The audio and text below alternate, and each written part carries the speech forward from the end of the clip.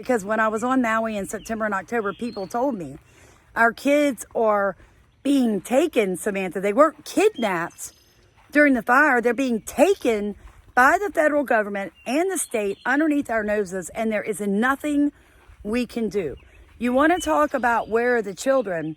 Talk about this, Sam.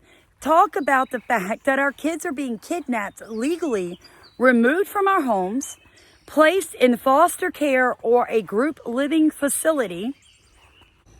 Hello everyone, what is this video going to be about? So many topics as usual. We're going to start with what I did this morning and a little bit of gardening advice. We're going to jump to Hawaii and how the Child Service Agency is basically stealing the indigenous children. And then we're going to talk about one or two more hot topics, and then we'll wrap the video up. Hello everyone, welcome back to Sorky Farmstead. So my name is Samantha. I am the operator and co-owner of a 2-acre farmstead located here in Southeast Louisiana. We're a little different than everybody else, folks. We use sustainable loop systems. We have zero food waste, zero manure waste, and almost zero paper waste going into the landfills. We're all about upcycling, recycling, using everything God gave you in your hands and not focusing on what you don't have. Having said that, I spoke this morning in front of the USDA and RCS on a Microsoft team video, and what we were discussing was the program that I've been in for 3 years. It's a scholarship program teaching me no-till, heavy mulch. Something I want to point out. Did you guys know 1 inch of organic matter, whether that's compost, worm castings, mulch, cover crop, whatever you want to use, 1 inch will retain 25,000 gallons of water on 1 acre? Makes you think.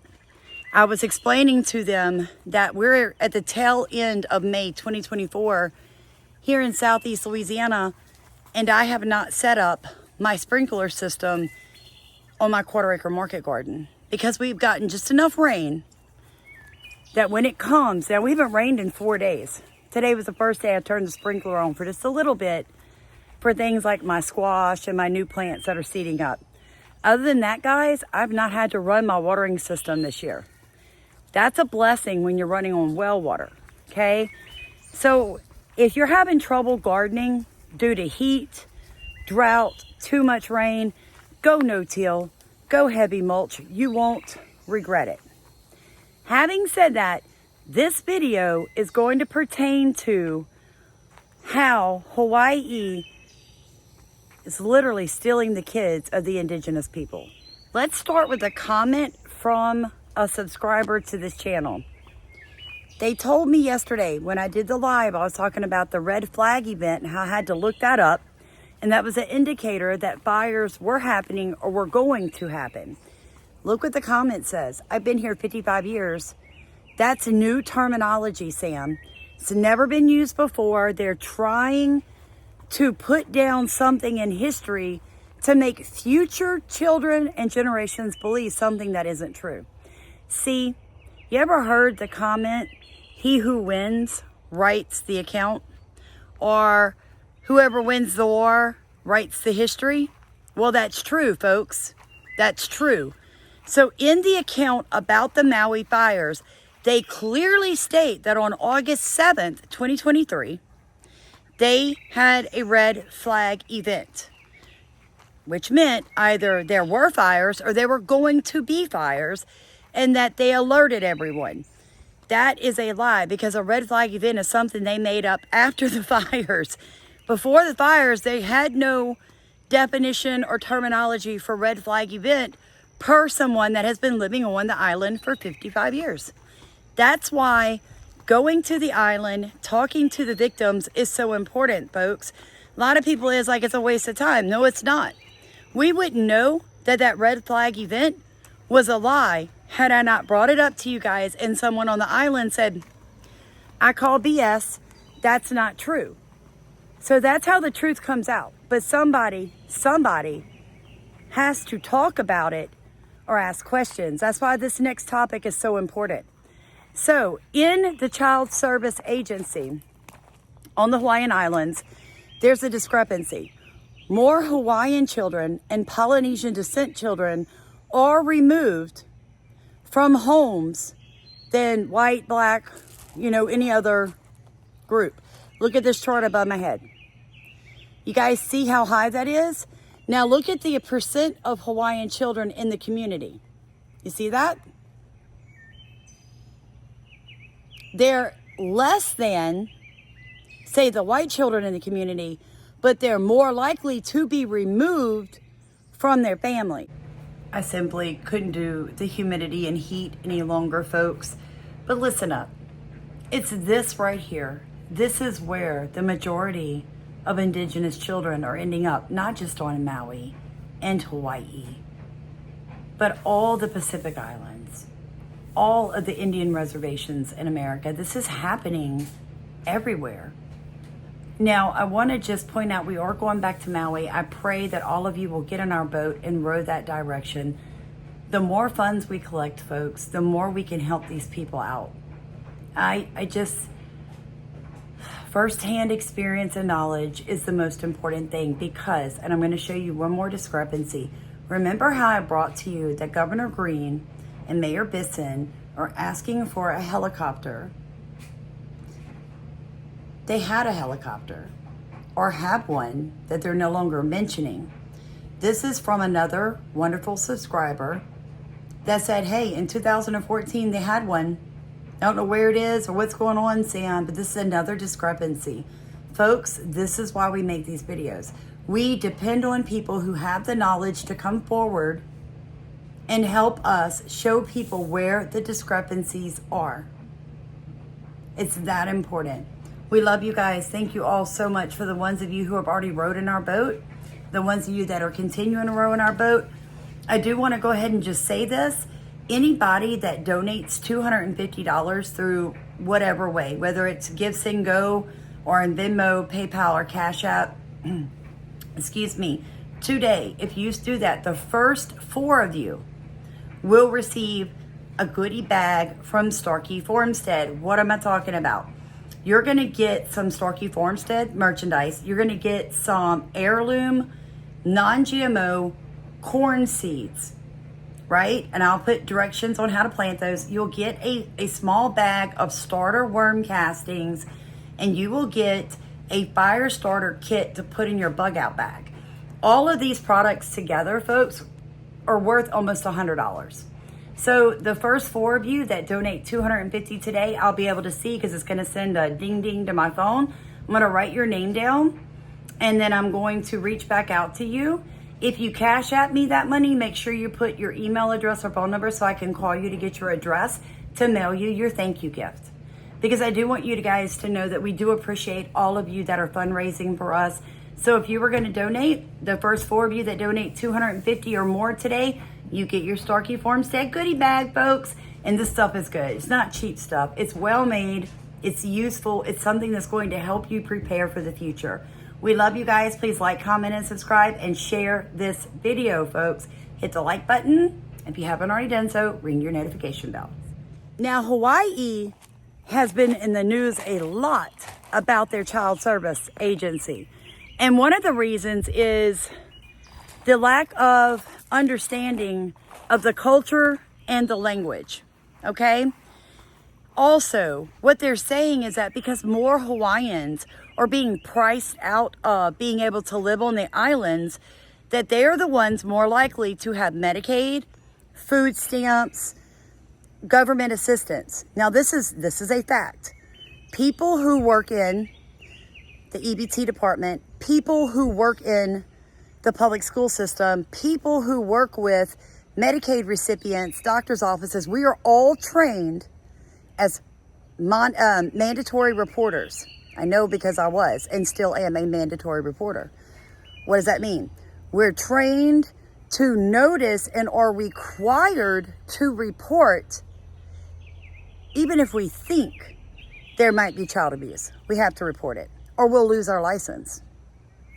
So now why does that matter? Because what I'm trying to tell you is I want you to see the correlation. More Hawaiians or having to use state and federal help, right, to be able to live around their indigenous lands. Because of that, they are exposed to an extremely high number of mandatory reporters. And if there's a bruise on that child that's unexplained, or the doctor sees you spank your baby, or the food stamp office determines they don't like the way that your kids look when you walk in the office, they're going to report you. So it is more likely that what's happening, or the Hawaiians are being reported so often because they are being exposed constantly to state and federal workers. Think about that. So the whole system is rotten, folks. But there has been an extremely high number of children that have been beaten, starved, and murdered. I couldn't believe it, by the people who are supposed to be taking care of them when they're removed from their parents. Also, the parents are having trouble going to these classes when they're all in English, right? And not in their native languages. So you've got the communication barrier. Then you're requiring these parents to take off work. You guys, I have told y'all how expensive it is to live on these islands. These parents are working 2 and 3 jobs. How are they going to take off work to go to a drug test, go to a social worker, go to a meeting, go to court, take a class? I mean, it's just they're setting them up to fail, folks. That's what's happening. And the more I read the articles, the more discouraged I was for these families. The Hawaiians want their children raised with their own language, with their own culture, and you're taking these kids from what they've been raised with, putting them with people who don't understand their backgrounds. Not that all that can't be overcome. But what used to happen on Hawaii and the Polynesian Islands was, if a parent died or couldn't care for their children, the elders in the community came together and said, okay, your great auntie's going to take you. Your so-and-so is going to take you. Hold on. And so people had a backup system where their children weren't just grabbed and thrown and taken away and put in with strangers. That isn't happening anymore. Here recently, some new legislation was passed that is supposed to reduce the ability of OCS to come in and remove your kids. Hawaii is one of those states where they were allowing the social worker to come in and say, oh, well, we suspect that in 90 days this kid might be injured, so we're going to go ahead and take them now.